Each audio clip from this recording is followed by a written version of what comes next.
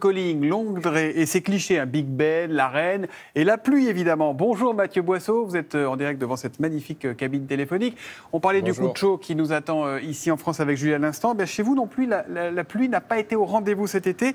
C'est la sécheresse et voici même que des mesures de restriction d'eau sont prises à partir d'aujourd'hui dans la capitale londonienne.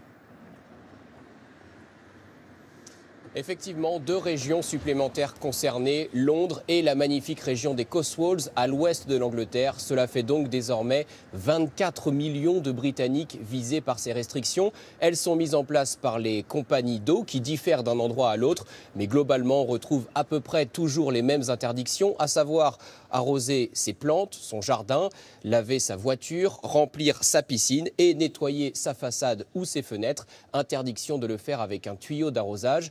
Les Britanniques peuvent toujours continuer d'utiliser une bassine ou un seau, mais pas de tuyau d'arrosage, car c'est la méthode la plus consommatrice en eau. Tout cela, c'est la conséquence d'un début d'année au Royaume-Uni le plus sec depuis 1976.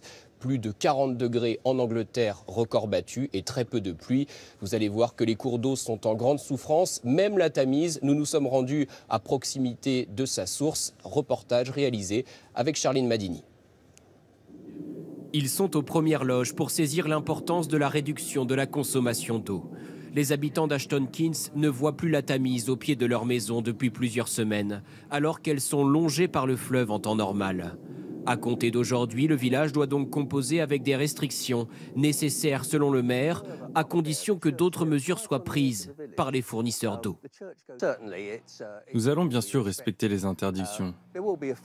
Mais il y a un peu de mécontentement, car tout le monde sait que beaucoup d'eau est gaspillée par les compagnies à cause des fuites.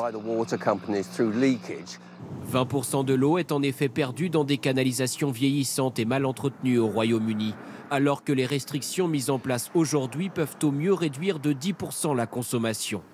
La Tamise est régulièrement asséchée ici, mais jamais pendant aussi longtemps ni sur une telle distance que cet été. Normalement, vous avez ici un bras de la Tamise qui rejoint le lit principal et coule sous un pont. Mais tout est sec en ce moment. Avant même l'interdiction d'arroser les jardins, le vert traditionnel des pelouses britanniques avait cédé sa place au jaune, comme dans la région du Kent, où les restrictions sont en place depuis 2 semaines. Des riverains fatalistes à l'idée de voir leurs fleurs périr. On ne peut pas parler de tragédie, mais c'est vraiment dommage. Et c'est en quelque sorte un coup supplémentaire porté à la vie des villages. La dernière fois qu'il a vraiment plu, ce devait être en avril. Je ne m'en rappelle même plus. En attendant le retour des pluies continues, pas seulement de brutales averses, des associations tentent de limiter les dégâts de la sécheresse en évacuant les poissons des rivières les plus basses, où l'oxygène vient à manquer. On sait que les niveaux ne vont pas s'améliorer, même s'il se met un peu à pleuvoir, ça ne suffira pas. Alors on a dû prendre cette décision radicale, de secourir les poissons et les déplacer vers d'autres cours d'eau.